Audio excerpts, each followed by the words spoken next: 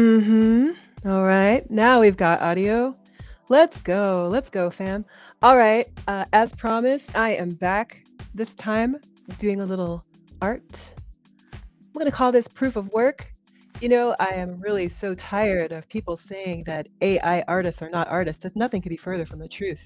In fact, the work that I do with AI has helped me to become a better painter and many other things. No AI art is perfect, really, when it comes out. If you want to elevate it, I guess what I really should say is, however perfect AI art seems to be when it comes out, it can always be elevated with the touch of a master's hand. And I am that master. So I want to just show a little bit of what I do to some of my works and really only seeing a part of the process.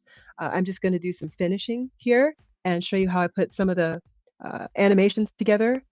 I am Maximilian. If you don't know, my friends also call me Maximilian. I do not ever go by Max. Please don't call me that.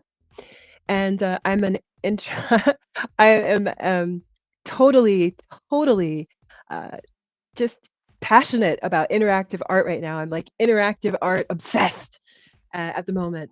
And it's all because of Transient Labs. And I want to just give a shout out to the team at Transient Labs. I'm so super excited for the technology that you've made available. Thank you for sharing it with me. I want to give a shout out to both Ben and Daniel 100 ETH for your time and your care and your enthusiasm as I learned about how to use your tools. So today I'm just showing a little bit of the what happens before I get to the DAE. DAE, that's the dynamic art engine. Again, by the wizards at Transient Labs. This is an amazing uh, collaboration between myself and this dynamic art engine that helps me to make my art interactive so that you can control it. There's nothing more fun to me than this. My background is film, like cinema, and that's like this beautiful combination of sound and motion. And it's something that has really been lacking, is like I love GIF art, right? But GIF is essentially a loop and it can only tell like a certain moment of a story. With the dynamic art engine, I can make the art interactive and I can tell many different moments of that same story, similar to a GIF, but even more. I can add sound. There's so much more that I can do, and we're building upon this concept all the time. And it's really really exciting work to do. It's really fun to do. But I want to show you some of the things that I have to do before I can make the art interactive. There's a lot of planning and storytelling that takes place. So right now, you can see that I have my iPad. It's here in my hand, right? It's here it is. I'll show you. It's in my hand like this. And that's what you're going to see on the screen here. As I work on my iPad, you'll be able to see me update the image live. See, I'm just showing you. So I'm going to first do some detailing to help this image become more 3D. At this time, I find that I am somewhat limited when it comes to my interactive art. If you go to my website, maximilian.com, maximillian.com, you'll see that one of the signatures of my artwork is like these incredibly high resolution textures and colors that just seem like you could just reach in and lick it. And I do this by making it really high resolution and many other things I do as well. But my point is this results in an extremely large file. And with the dynamic art engine, one thing I learned is that it doesn't really like extremely large files because browsers have file size limitations. And me creating these experiences with large files is really not conducive to a great experience for the viewer. So I have to find this perfect harmony between resolution, detail, and size. It's in a way, it's kind of like the same things that we talk about are important with preparing art for Bitcoin.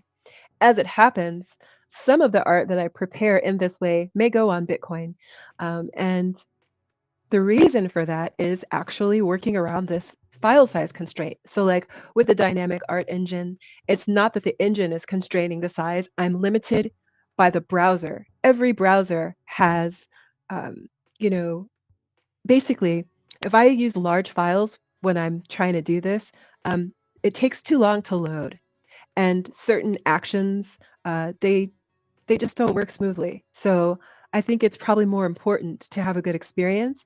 And for the collector who owns the piece, you will have that gorgeous high resolution file that you can lick that I'm so well known for.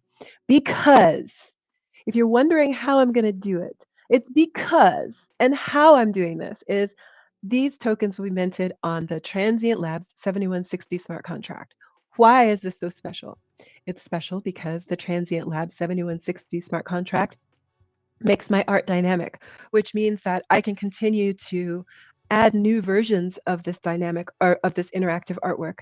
So if I come up with a new storyline or whatever, I can build upon it. Let's say I come up with a new animation, or what if I even invent like some new action or something like that, or if there's some new action invented, some new trigger that we think of and can integrate, the Transient Lab 7160 smart contract gives me the power to build further on this token and then deliver it to the same collector without doing airdrops or anything like that. And it's really phenomenal. I'm very excited about it. But anyway, in discussing with my friend Bid Savage, who is the founder of Adores, we were talking earlier today with him. We were talking about like file size constraints because on the Bitcoin art, it's got to be really, really small. I mean, we're talking like, 4 kilobytes is good. And, for me, an art maximalist, that's an extremely small file size. And so, I've been trying to think of how I'm going to get around that. And the best solution I came up with so far is to mint an HTML page, right? But if I'm going to do that, then I can make the art interactive. And all interactive art first begins with the art, especially the way that I'm doing this. The first thing that I have to first have before I can make anything interactive is I have to have all the scenes. Each scene is a flat image. So what I'm doing here is I'm getting ready to do the final touches on this image. And for me, for this particular series, that means that I'm going to make it look a bit more 3D. And I do that by using different layering effects. And then essentially, I use my iPencil, my Apple Pencil, and I essentially am drawing shadows just like a traditional artist would go in and, like if I was using charcoal, just like I would go in and make lines and smudge it with my finger, perhaps, or whatever people like to smudge with, a cloth. I don't know. I kind of like the idea of the artist's fingerprints and oils in the page. But the same way that a charcoal artist might go through, make lines and smudge, adding shade and shadows after the initial outline is complete. That's basically what I'm doing now. So you'll see me do a bit of that. And once that's complete, and this is really an important thing, this is the GALFA. GALFA, that's alpha from a gal. Now, this is really important. In creating this interactive art, I've really refined my process. It really is true what they say. If you want to master something, do a lot of it. It's not about making the thing perfect. It's about doing a lot of something. That's really how you get good. And one of the things I noticed that was, you know, that came to my mind. So something you should know about me as an artist and as a person, every time I do something, I always think, how can I do that better? Is there a way I can do that better? How can I enjoy it more? What more can I get out of this? And I architect my experience the next time. So I'm a nerd to my core. Don't let this fool you. So one of the things that I came up with as I asked myself, how could I do this better? I said, well, if I could create these faster, then that would be better. And what I realized is I was spending most of my time going back and redoing some of the scenes because, as one does, right? Let's say that I'm in the animation period.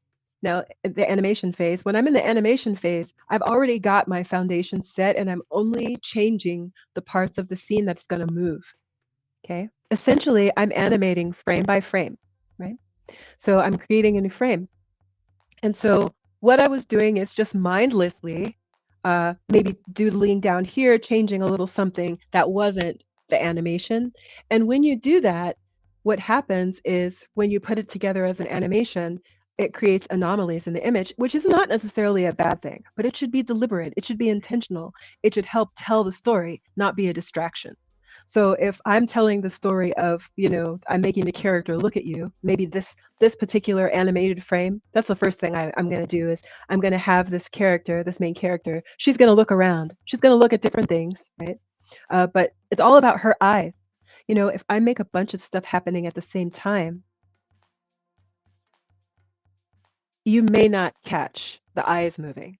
So it's just an artistic choice that I make. It's just, so I also am a film director. And as a film director, I also have to create action that drives you to look in a certain direction. You understand what I mean? So, no, some people might think we'll just have only the eyes move, perhaps, but there might be other things I also want to move, for example, the flickering flames of the candles, etc. But the most important thing is these are choices that I make deliberately. When you're doing when you're doing the foundational image, meaning the base image from which everything else springs, if you doodle around, meaning change something in the image that's not your intention, it will create anomalies. And I'm telling you, it's been my experience. At the very end, it bothers me. I say, ah, that little piece in the corner, I don't want it to wiggle. You know, sometimes I use this to a benefit. So, for example, if you look at this collection that I have, it's the name of the collection on chain is called All Time High Peppa. The ticker is ATHP, I believe.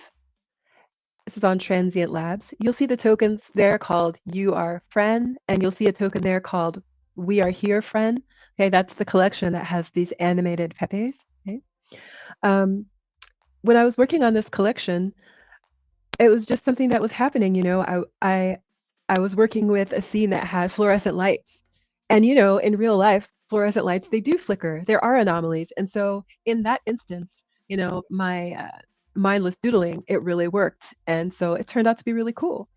But if it had been just like the regular ceiling, it would have just been a distraction in the story because in real life, the ceiling doesn't just flicker, right?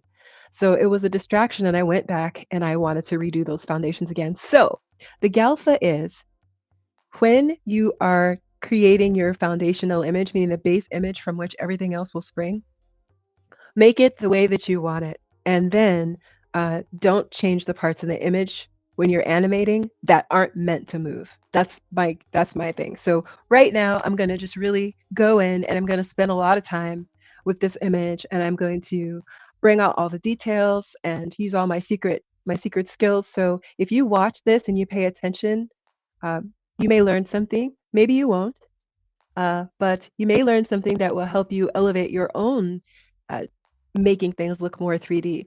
That's one of the best compliments that I've ever received, and I want to thank my friend Lors on Chain. Definitely follow him. He's an amazing icon in the space. And he asked me if I was making these with Cinema 4D, which is a 3D rendering program. These are 2D images that I make look 3D. So it was a great compliment to me. So I hope you enjoy watching. I'm going to pump up the jams. I'm going to make this art. And just so you know, once I get this sorted in terms of the foundation image, then the next thing I'm going to do is animate. So I'm going to make her eyes move. I'm going to make the candles flicker. Uh, I see there's a really fantastic face hiding in those chocolates. And so I'm definitely going to animate those eyeballs, make it do something fun as well. And once those things are done, then I'm going to pop these into the dynamic art engine on Transient Labs, and I'm going to bring it to life. I'm going to create some secret phrases and some secret words and some mouse gestures and let you control this thing. And I'm so looking forward to letting you see this part of my process. I shared a little bit last week on Warpcast. You should follow me there if you Warpcast. I am Maximilian on Warpcast.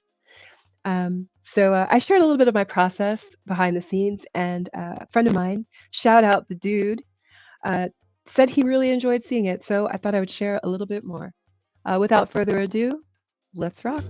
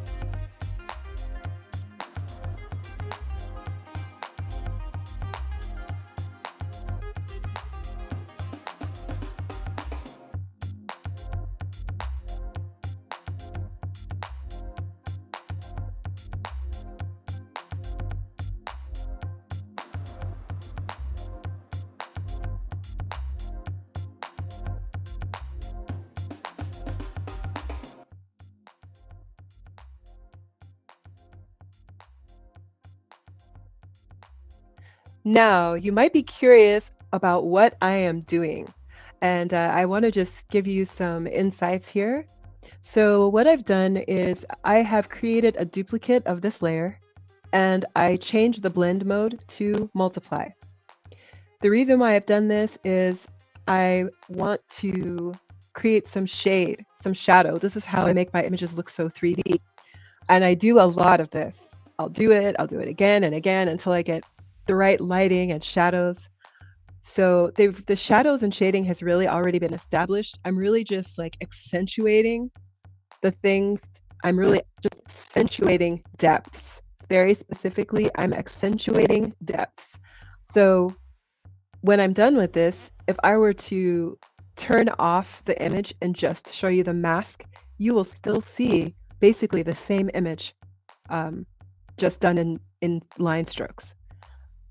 The key and the trick to me doing this is I put a mask on the top layer, then I invert the mask. When I invert the mask, it disappears, and so now I'm essentially creating a layer of my strokes with the multiply layer. Comprendo?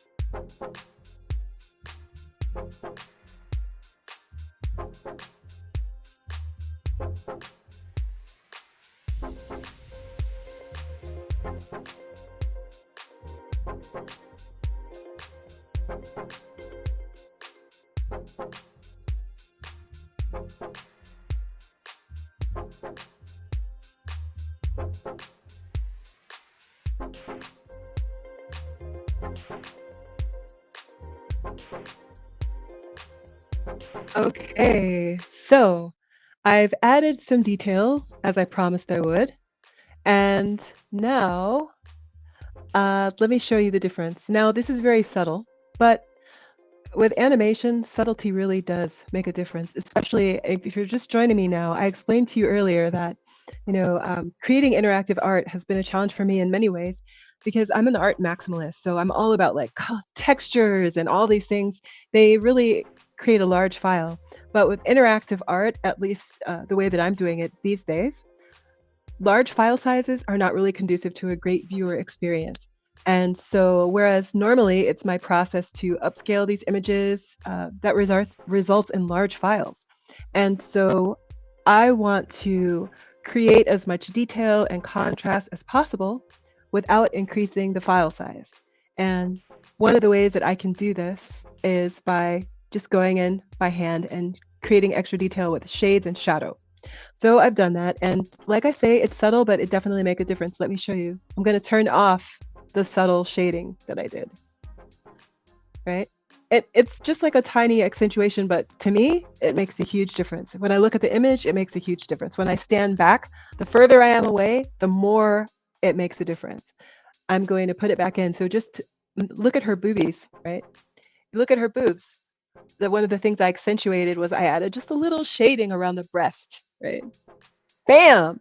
Just let the light boop, right on the titty. That's hot. That's hot. I love it. So without the shading, with the shadow, without, with.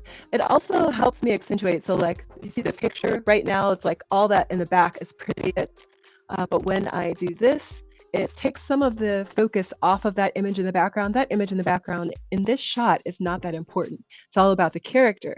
So I'm kind of de-accentuating that portrait in the back by taking some of the light off of it, just the same way I would do if I was directing a scene on a film set. So I'm directing the viewer's eye simply by taking away some of the light in certain places. Essentially, that's what I'm doing. So anyway, that's done. And just to show you again, here's with the shadowing on, the shading. This is with it off. On, off. Where you can see it, definitely can see it on her breast, how taking some of the light off of her shoulder kind of makes the boobie pop out more. We like that. And you can definitely see it on this face that's sticking out of this box of chocolates. I have added some shading to the part of the box that the face is sticking out of to add depth. To me, it makes a huge difference. So I'm going to use this as my base image. And what I will do is I'm going to duplicate this bottom layer. I already have a layer duplicated of like the original, which I've got it turned off so it's invisible. I've put a lock on it. So if I ever need to go back to my original image, I can do that. But I don't want to because, as I said, I'm creating a foundational layer. So I want to use this new layer as my foundation as I go forth now creating images that I'm going to animate. So what I'm going to do is I'm going to take this shading. So let's look at this. I'm going to turn off these layers. See, this is just like, you can just only see the parts that I actually added shading to. And I've actually duplicated this to make it more subtle. Instead of creating shading with the full power of the layer, I use the slider and I create it maybe 60%. And then I can always duplicate it. This is something that I also do in music. So for friends who don't know, I'm also a music producer. And one of the things that we do in music, those of us who are masters at the craft, is we use routes, or roots, however you want to say it. And we will like send a sound, for example, through a filter or a series of filters to create a certain sound. And there's a lot of different ways to do this. But one of the things that I like to do is when I take a sound, I'll send it through a filter, but I won't just send it only to that filter and then go straight into my main mix. Oh, no, no, no. I'm a nerd. I want to be able to get in there and needle around. So what I will do is I will send this sound to a controller to limit how much of it comes through. And then from that controller, I send it to the filter so that I can choose if I want to send 100% of the sound through that filter or just a certain percentage of the sound through that filter. Oh yes, didn't I tell you I'm a fucking nerd? I'm a fucking nerd. That's how we do it. So using that same theory that I would use as I produce music, I've brought it into my art here. And I'm doing the same thing essentially here. I've created my shade and then I've duplicated it. So if I want to, I can dial this down. I can dial these down individually to create more and less shade.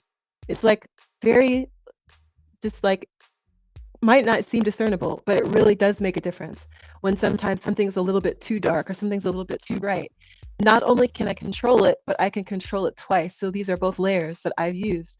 So instead of having to use like 100%, I can create at 50 and double it. So that allows me to go up and down in both directions on two separate layers to really make this my bitch. That's right. So I can turn this bottom layer back on. And just to show you, this is with the shading on, this is with the shading off. So this is the shading on. And I'm going to now merge these layers. There's no going back after this, right? So I'm going to merge these layers. Merge down. Hold on. That's not how I want to do that. I'll first combine, then I'll flatten this. So now this is no going back now. I mean, technically I could hit undo, but after I do a few more motions, this is it. So this is now my base layer. If you see all those layers I had, they're all merged together.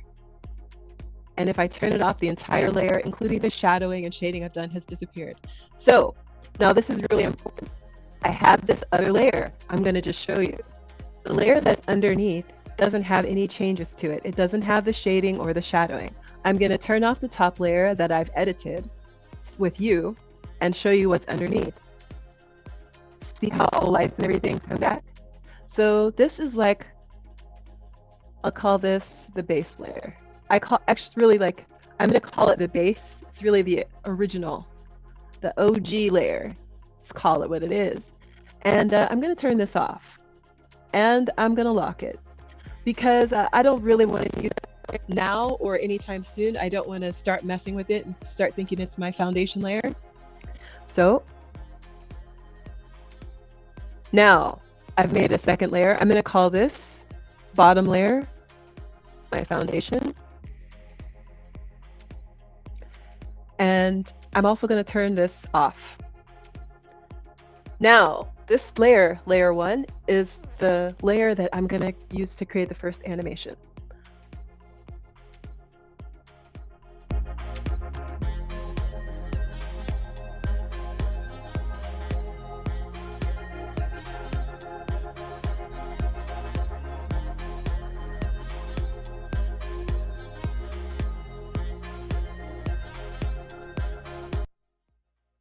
Okay, I think the first thing I should do is make those candle flames flicker.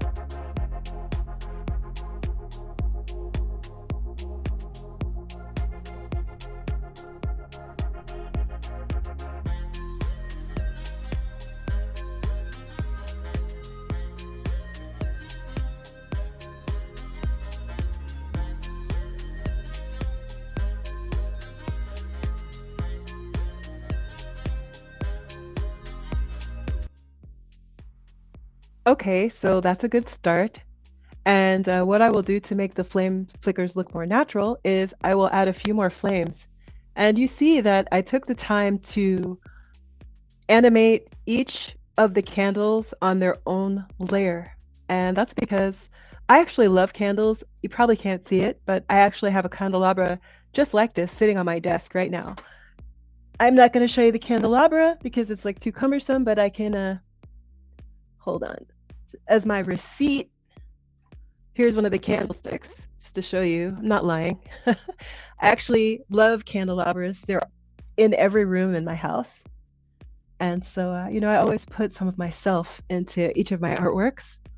But My point is, I love candles, I love candelabras, and the candles don't flicker in sync.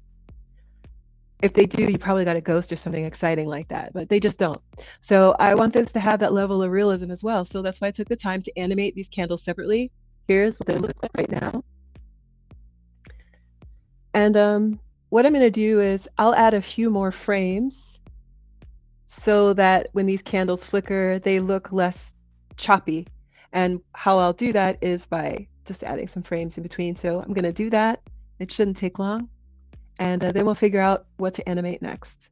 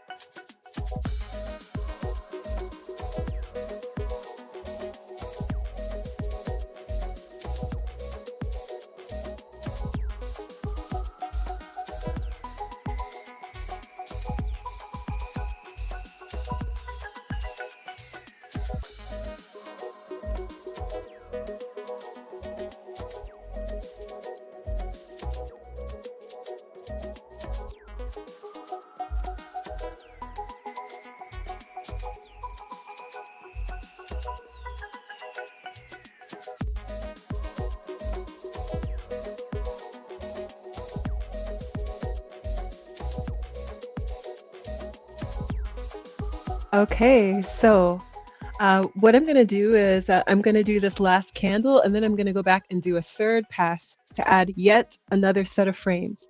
So let me show you what I'm doing here. Is what we're looking at right now is the foundation image. This is the image, the stoic image that doesn't change, upon which everything is based. And I'm going to turn on the layer I'm about to, but have not yet changed. This is layer frame 4.2. It is exactly like the first frame that I created for this layer. So this is the change that I made, and this is how it is originally. So what I want to do is I want to create a frame that's somewhere between this and this. See? By creating something that's like mid-height, so not as tall as this, but a bit taller than this, then that's like the next pass, that's the next thing I'm going to create. So like what I did is first I created the height, the highest one, and then I created the lowest one. So now I'm going to create this to be in the middle, right? And then I'm going to go back and do a middle flame for the third flame and the second and the first. So we should end up with 3 alternate frames per candle. And when I create a GIF from this, we should end up with each of the candles having like 4 different modes. There's the foundation, or 3 different modes. There's the foundation mode, and then the alternate, and then the second alternate. And once that's done, I can then arrange the layers in an order so that when the GIF plays, it looks most realistic, because having all these frames isn't the end of it. They also have to be arranged in the order so that when they play, it looks more like a flickering flame. Okay, so that's what's up. Now you know, and I'm gonna get on to doing the rest of these flames.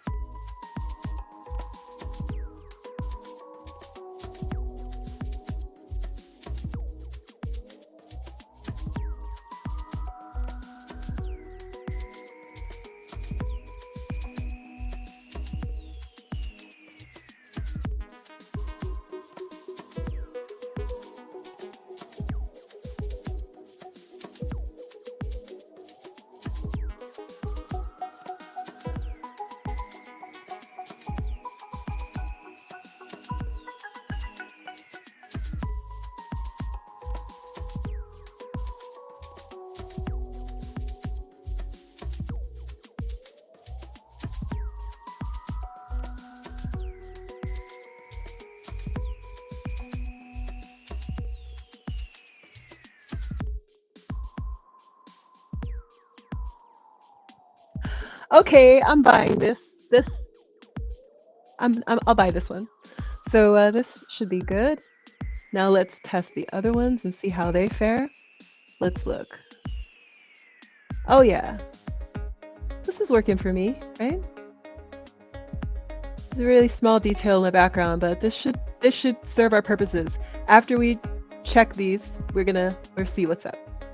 Okay, so let's look at this next flame, see how this looks.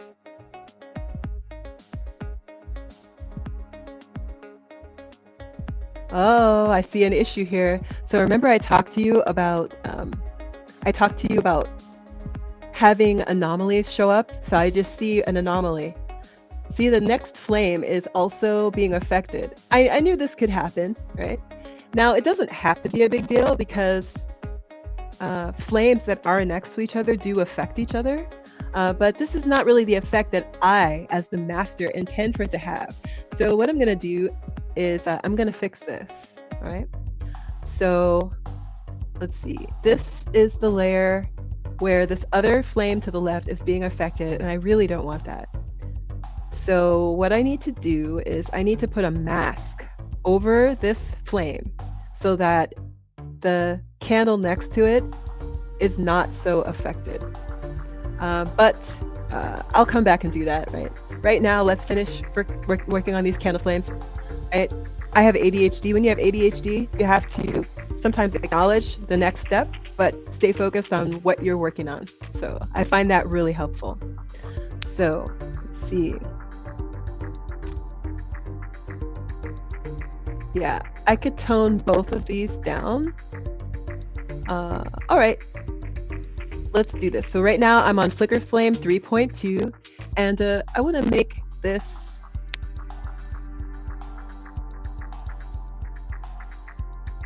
smaller. So I'm going to use pinch and just go down like this. Okay.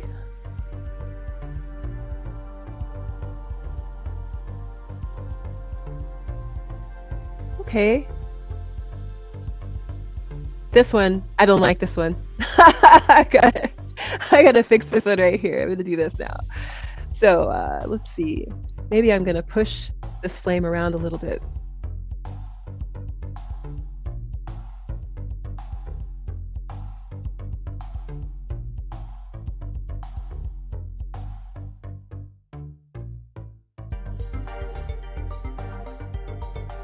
Don't want to lose that nice bell shape of that flame, but let's see. I don't know. Let's see. Okay, all right. How's it look?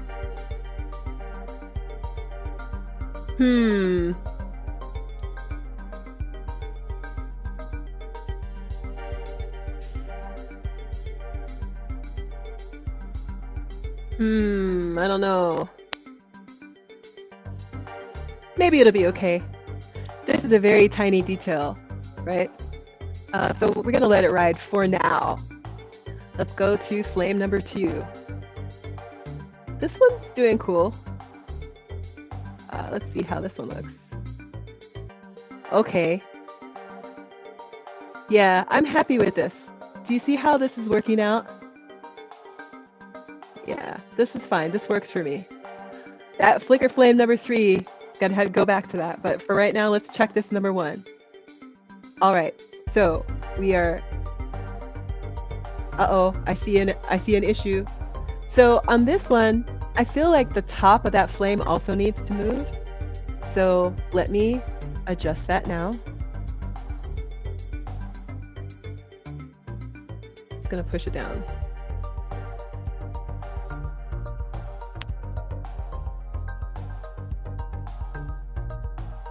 Okay. All right. There we go. Now, back to flicker flame number 3. You. Okay, so the first thing, now this is where we get intricate. I'm gonna have to turn down the music because I don't want you to miss. Okay, so real talk. This is where it's really important. You've been noticing I've been really anal about naming these layers. And that's really important because see, right now, I want to fix something. Remember how I told you that I was going to take this foundation layer called OG and that I was going to lock it and turn it off? Well, the reason for that is when I need to go in and fix something, I need a layer that's perfect, that's pristine, and hasn't been touched. I have in the past made this mistake. Lean in for the Galfa. I have in the past made this mistake where I used my layer that's called foundation to fix something, and it's caused anomalies because maybe sometime when I was in the zone, maybe sometime when I wasn't quite paying attention, I might have doodled outside the line or done a little something on that layer, and I totally forgot about it. So then when I'm going through and fixing things, I'm just blindly adding anomalies to my artwork. And because I'm not a perfectionist, but everything that can be perfect should be. And so I end up, remember when I told you, I analyze how well did I do at the end of everything I do? How can I improve? This is how you save time. How you save time is by creating habits and practices that prevent mistakes from happening. So this is where this locked invisible OG layer comes into play. I'm going to turn it on, duplicate it. You see it's still locked. So now I'm going to turn off that original OG layer. The first thing I'm going to do, I bet you know, don't you? After I unlock it, rename this layer. It's essential. I'm going to call it repair. You'll see why I'm naming it in just a moment here. So now I've got the repair layer. Now I want to fix these flicker flame. Which is the one I want to fix? I want to fix, let's see. I want to fix flicker flame number 3 because see how it's affecting flame number 2? And I want to fix flicker flame number 3.2. And it's the problem that I'm having is the edge of that candle, the edge of that second candle is moving. And I don't want that. So I'm going to take this repair layer and I'm going to move it underneath the layer that I want to repair. Now I know I'm going to repair Flicker Flame 3 and Flicker Flame 3.2. I told you I have ADHD. I know I want to do this, so let me set myself up for success. I'm going to duplicate this repair layer and I'm going to drag it underneath the second layer that I know I want to repair, right? So I can even say, change the name of this layer if I want to, just to show you. Repair this too. I can call it, right? So we know where we're going after this, right? It's a clear roadmap. Clear roadmaps are important, or else you find yourself dicking around on one image all day long. You don't want to do that. So let's go to Flicker Flame number 3. This is the image I'm going to repair. I'm going to turn it on. And just to remind everyone, let's see, Flicker Flame number 3. Okay, so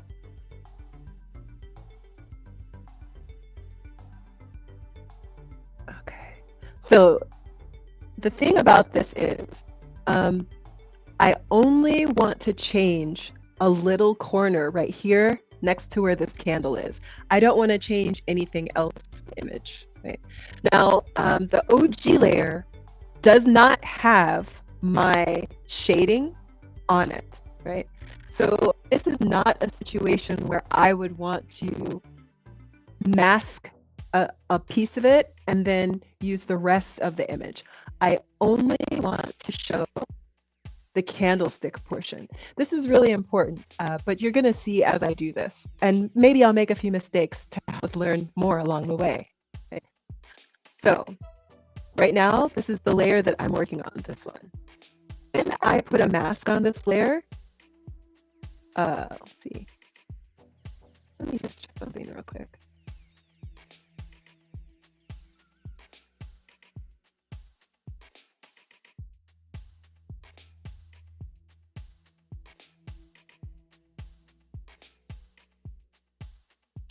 So maybe, the way that I see it is the layer that's the most problematic is actually 3.2.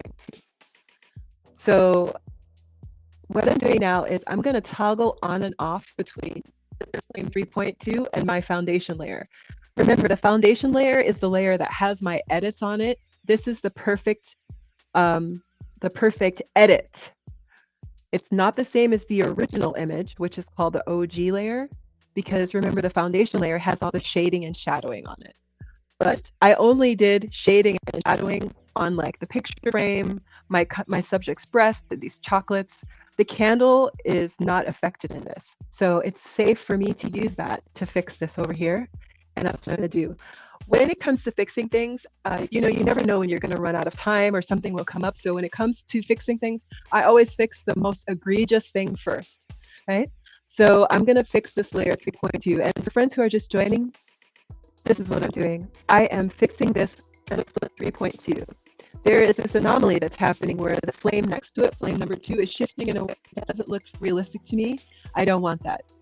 So I'm going to use a mask to change this image. So I'm going to turn on the layer that is going to help me repair it. Right? So now I am only looking at the image that the mask is going to come through. So this is the original, the OG layer. See how everything's brighter? Right? So this, you see how much like difference that is, how that second flame is moving? Oh, you know what? So remember I told you I'd make some mistakes along the way so we can learn? This is a perfect example. So I'm looking at this, and the way it looks to me is like there is an anomaly that affects this candelabra. Remember how I told you sometimes I fix things in Doodle and I don't even realize it? So look at the shading on this candelabra. See how it moves when I turn off that layer? This would be an unwanted anomaly. One of those unwanted anomalies that I talked about. But that's okay. So what I'm going to do is I'm going to delete this, repair this 2 layer. And I'm going to instead make a duplicate of my foundation layer, right? And since I'm doing this, I'll go ahead and make a copy, a safe version of this, which means I'm going to put a lock on it. I'm going to turn it off, and I'm going to slide it down here with my locked files. These are the pristine files that I can come back to use for repair. So now I have these 2 foundation layers. I don't want that.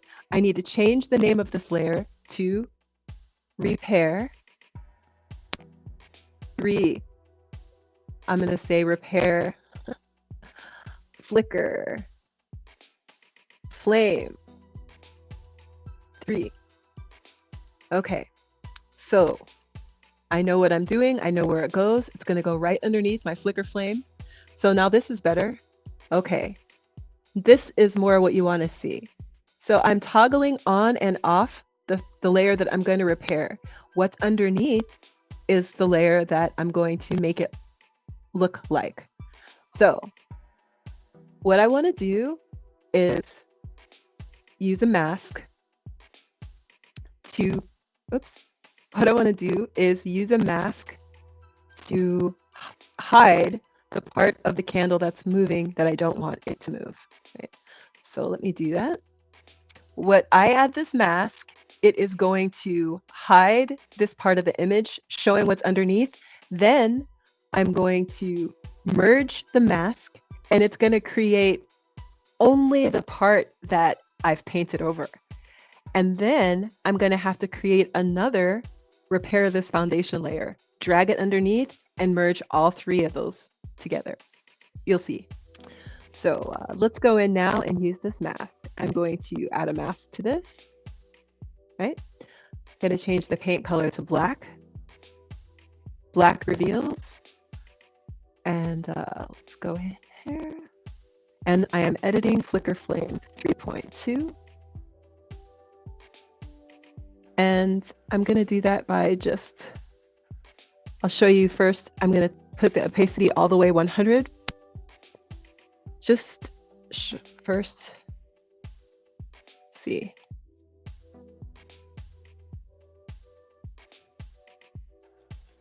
So right now, I'm just toggling on and off the mask. So this is the way the image looks originally. See, my mask is hiding the edit that I created. Okay, just want to show you. So this is,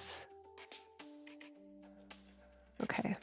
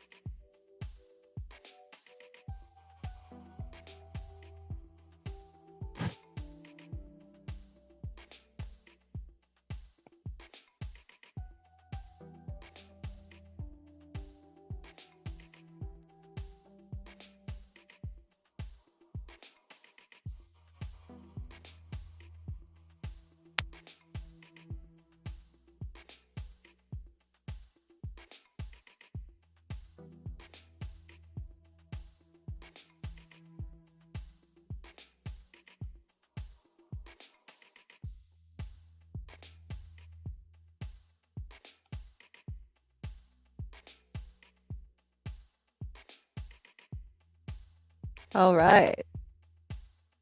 Okay.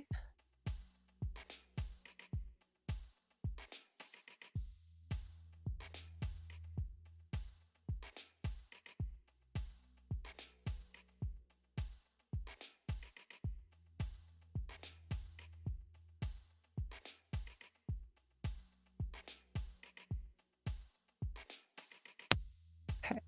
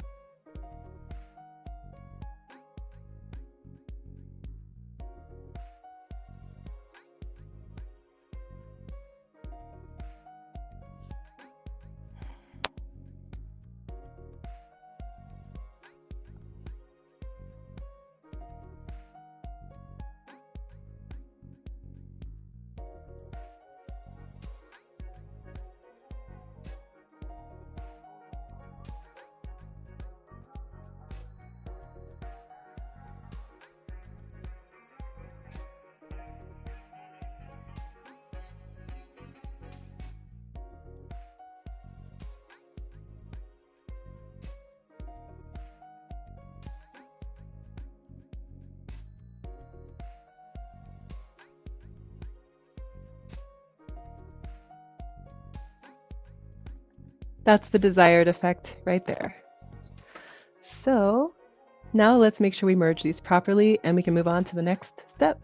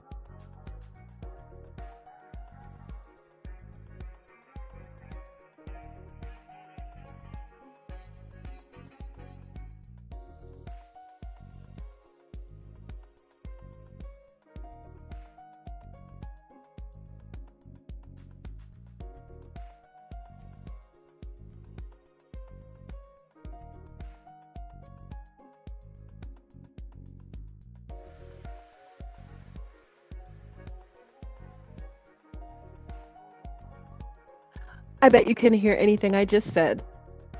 But anyway, what I was really saying is the next thing I'm going to do is we're going to move on away from the candle flames now, and it's time to animate her eyes. Los ojos.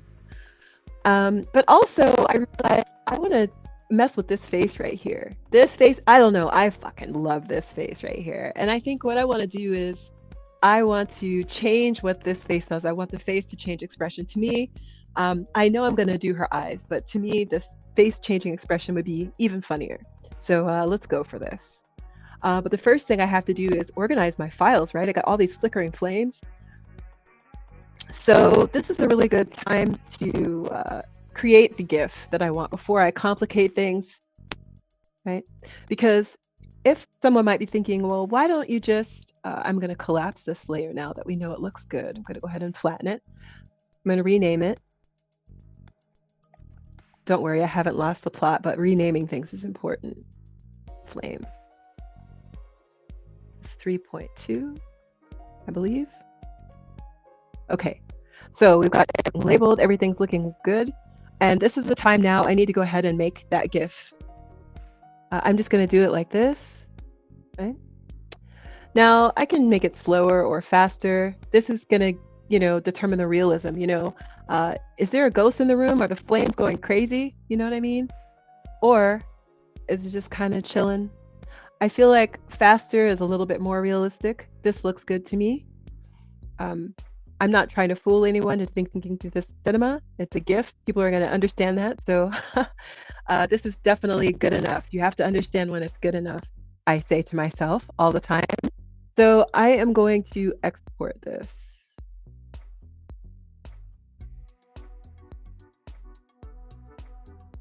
I'm just going to save it for now. Okay. And this is where a crucial point, because now there's a couple things I can do. I can take all these flickering flames and I can collapse them into a folder, right? But once I do that, the only thing I'm going to have to do is just turn off the whole folder. And then I will start again with the foundation layer to make this character change expression, right? And then I could have a layer where the character's changing expression. But if I do it that way, I will have a situation where the character's expression is changing, but the candles are not flickering. In order to create a change of expression and flickering candles at the same time, I will have to create a set based on the flickering flames, and on each of the flickering flames, I will have to change that face so that it does different things. The issue with that is that the amount of frames that it will take for the face to smile is not necessarily the same way that I want to change, that I want it to change for the candles. Candle flames can flicker very quickly, but I don't want the face to be smiling and frowning and smiling and frowning and smiling and frowning. I want it to do a smile, or I want it to do a frown. So there's a lot of experimentation that I might do to make that happen and make it look natural, right? So that's probably a little bit more involved. That would be entertaining to watch on this live stream. So what I think I'll do instead is move to the eyeballs. But I can show you how I will change that face. But let's do it on a different layer. So I'm going to create a foundation layer. I'm going to duplicate this.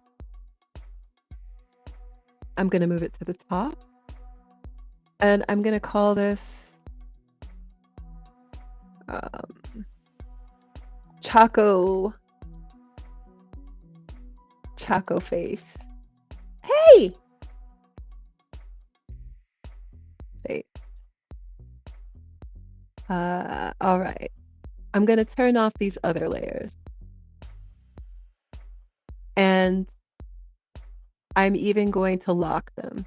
And how I can do it is I can just activate these. I think I should be able to lock them all at the same time. This is temporary. I'm going to group them together. Remember we talked about this. Except for Choco Face. There's one issue in there, Choco Face. Get out of there. Okay, all right.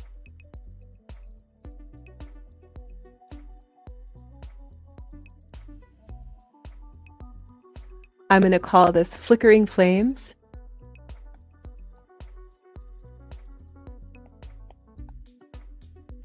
Okay, so that's turned off. I'm just working on Choco Face right now. So I'm going to do the face moving.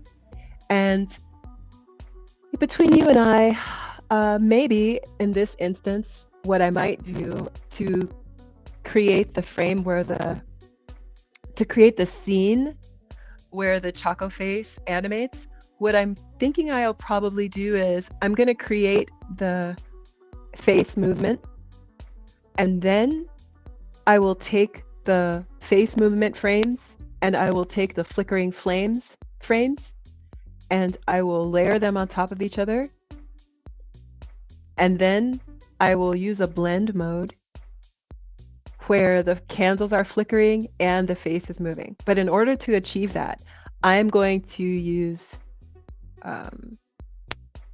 probably DaVinci Resolve. I'm going to use a film program, and then I will revert it back into a GIF so that we can get the flickering flames plus the face motion. I told you this is called proof of work, right? Next time you hear someone say an AI artist isn't an artist, just tell them to shut up. Anyway, I'm not an AI artist. I'm an artist who uses AI. So are all of us who use AI. That's like calling a photographer a Photoshop photographer. It sounds ridiculous, right? Because it is. All right, so let's get this face doing something fun. I'm going to use Liquify. Hey!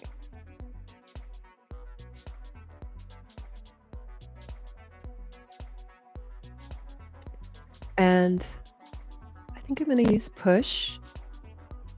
Maybe make it small. Let's see. This is exploratory. I'll make a duplicate of Choco Face. We're working on this top layer.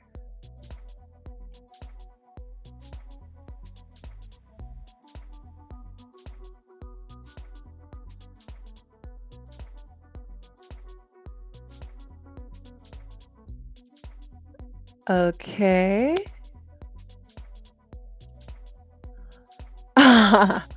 That's hilarious to me. Now let's see. I can make his lips.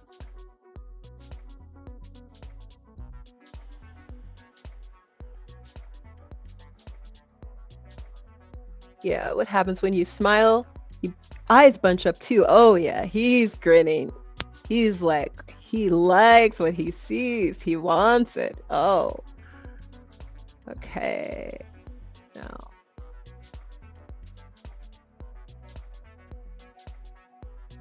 Okay, I'm liking that. I'm liking that. He's definitely got some life in him. And so this is gonna be like his final face position, right? And if this is his final, it's just like the flickering flames, right? First, I create the scene or the frame that has the highest contrast of motion, and then I can create the frames between. So if this is like where I want his face to end, with his cheeks squished up and everything, his mouth open wide, this is the frame I will create first. Then I will go back and create the quote unquote middle frames. So I am going to make a duplicate. I'm going to move this. I'm going to lock and move this Choco Face down to the locked layers that I don't use. Okay. And I'll put this on top here. Doing this also helps me at a glance know the different layers I made. So I know Choco Face is a scene. Flicker Flame is a scene, right? When I go to bring the whole project into the Transient Labs dynamic art engine, having an understanding of the different scenes I have to work with will help me easily determine how I want to program it, right? So here we go. This is Choco Face, and let's see, the contrast. That's how his face was before, right? And so he's going to go from this to this.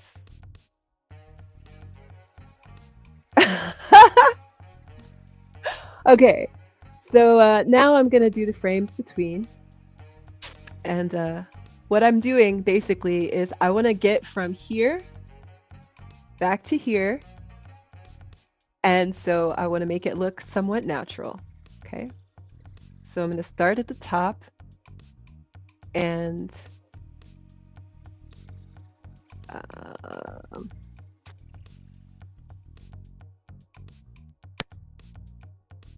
I'm going to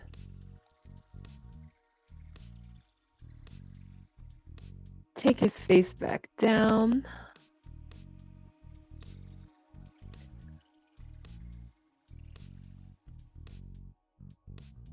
And that, let's see. So now I want to contrast this Choco face, right? I'm going to rename it to Choco face 1. So this will be, I'm going to call this Choco face 1.2 perhaps. So this could be like my middle point. I'm going to make one where he's less smiley and then maybe even less. We'll see. So let's see. Oh yeah, that's a huge jump. So I want to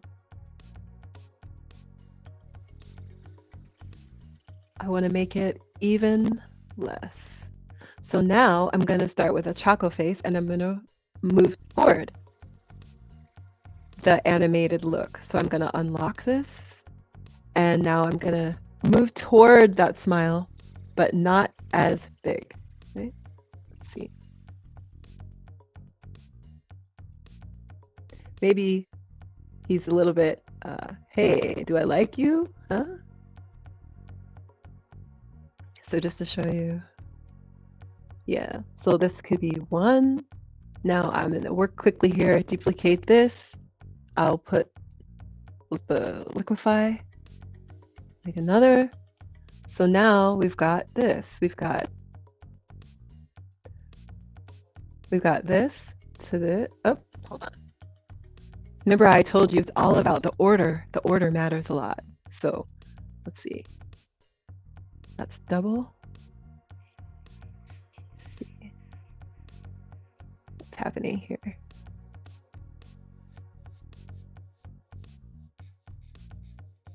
Okay.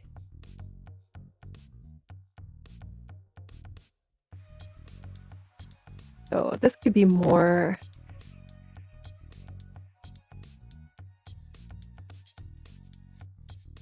Okay, this needs to be more animated.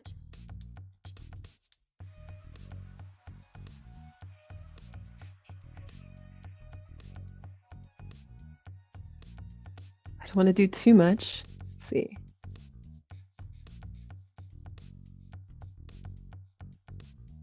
Okay, we're getting there. So just to show you, this is the resting Choco face.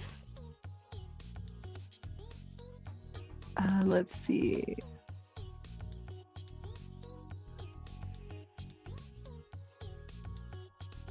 So this is like, and then I think this is 1.2. Okay, I got it wrong. This, so let's see. I'll save the naming for last because I think we still have many more frames before I get into like really arranging them properly. Because this is like very much like trial and error. It's like, you know, how much is too much? How much looks good?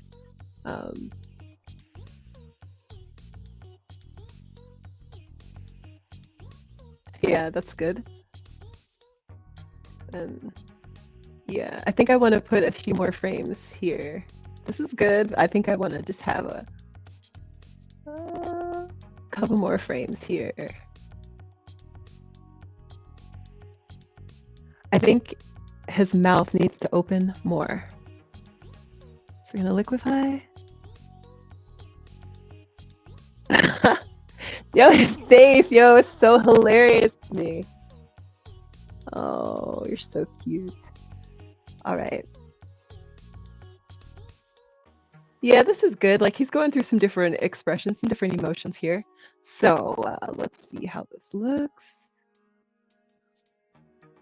Zoom out. Remember, this is just like a portion of what I'm doing. I will have to use another program to finish the rest, which I will not live stream because I think it's a bit taxing on my computer to do it all at once. But let's see how this looks.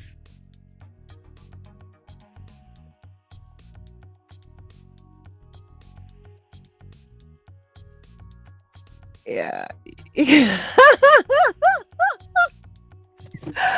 I love it. I love it. I love it. So he looks like he's chewing, right? That's pretty funny. That's really funny. So, I mean, essentially what I would do is, you know, if I don't want his face to go back into that resting scenario, what I could do is basically not allow it to loop, but that's not really the nature of a GIF. And that's why I was saying what I will probably end up doing is creating an MP4 of this particular scene. And when you trigger this scene, it's probably going to be an MP4 because with an MP4, I can prevent the loop and instead let him make the grin and keep the grin. And it's not possible for me to do it another way because if I remove the default resting face, then it's all grins. Now, I may do that as a shortcut. If I had to do a shortcut, that's probably what I would do is I would remove the resting face, which is flicker flame. Let's see, and chocolate face. Let's see. So what I would do is this is his resting face, right? These are the faces that are changing, see?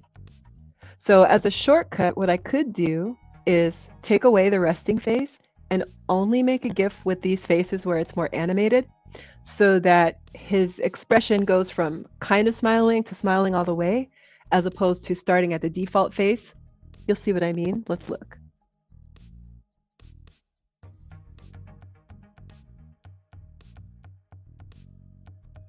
Yeah. So, you know, it's a lot less, you know, he doesn't really need that default face in there, right?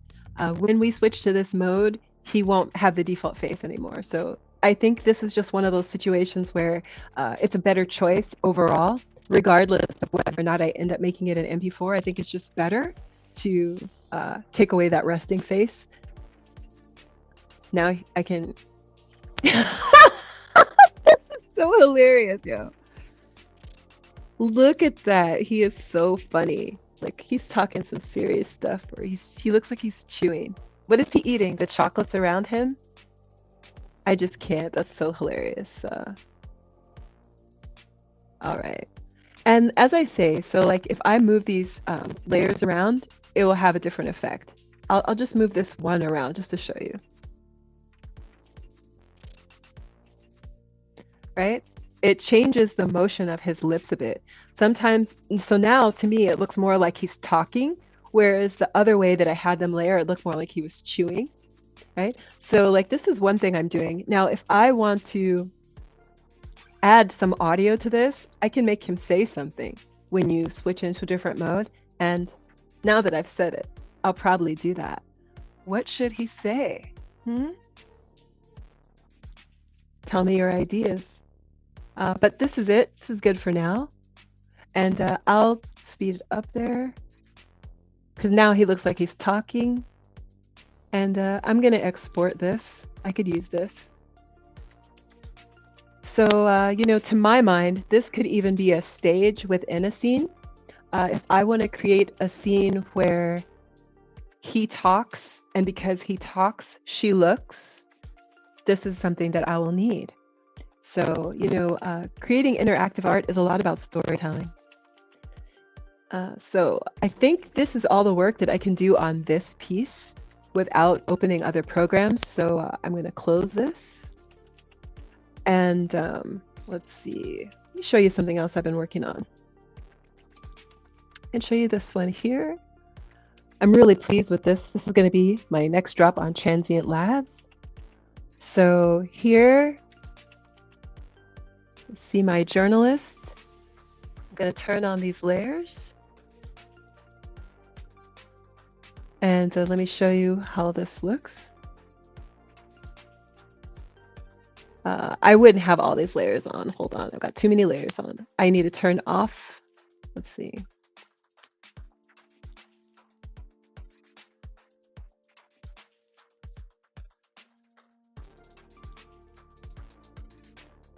Okay, I think it's just these.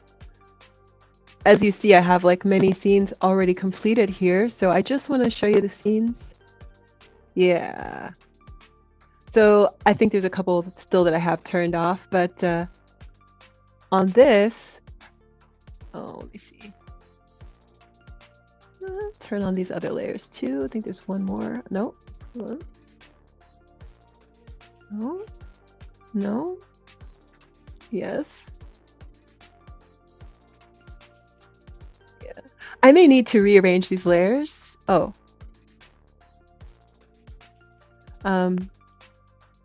Or I may have done it in a different document, but I think you can see what I'm going for here is that when I'm finished with this artwork, the propellers on top of the helicopter are going to move, and the smoke from her joint is also going to be in motion. And then I have some different segments of this artwork. So I have this part of the story. Let me see. I have this part of the story where, yeah.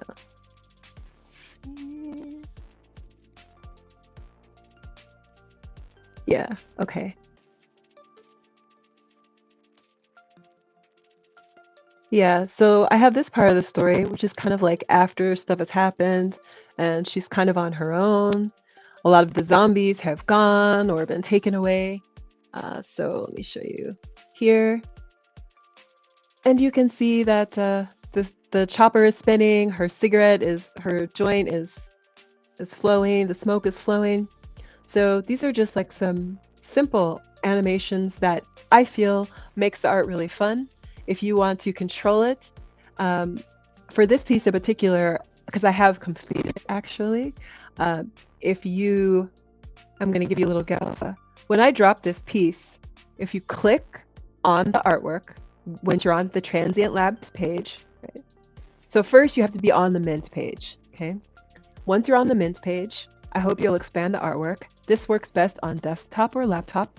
Click anywhere on the image, then type on your keyboard LFG. You know what that means. And then the chopper is going to go really, really fast. So that's just like one of the things I thought would be fun to do for this piece. But I will save all the rest for another time. And let's see, what else can I show you that's done? Oh, this is a piece that's actually out now. This is one of my favorites. Oh gosh, Gerald is just so adorable.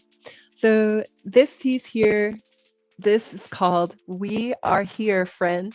It's part of the You Are Friend series, which is like a zombie adventure escape story. That's the storyline. And this is the higher iteration of this scene. But when you're looking at this, Gerald, he's looking at you right now, but sometimes he's looking away. Sometimes the counter is a mess.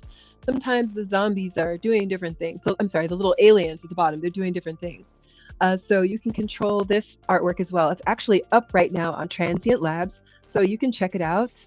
And let me see, I think I actually have a QR code to make it easy for you if you'd like to see this. Let's see. Oh yeah, if you go to About Pepavaggio Art, you should be able to see there that there should be a link to the piece. But let me see if I already...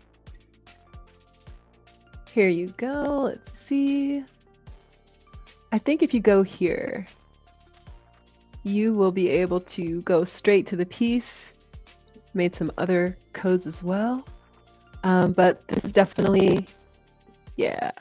So if you go here, you should be able to get to the Transient Labs page. Once you're on the page, you can click the artwork, tap in the word higher, Higher, hit enter, and then watch what happens. Anyway, friends, I want to thank you so much for hanging out with me. My name is Maximilian. I am an artist putting my art on the blockchain. These pieces are available and soon to be available. If you have questions or you want to learn more, feel free to join me. I will put a link. Well, actually, here, I'll put my QR code here. I invite you to check out my blog. It's here where it says See the Monsters. You can find out more about each of these individual artworks by clicking on them, right? If you want to learn more about the art itself and like, why am I doing all this? You can definitely check me out at pepavaggio.art. And if I don't answer your questions there, you know, you're always welcome to find me on Twitter, or X as we like to call it. Join me there. Anyway, thank you so much, friends. It's been really great to see you. It's been great spending time with you. You'll probably see me back after a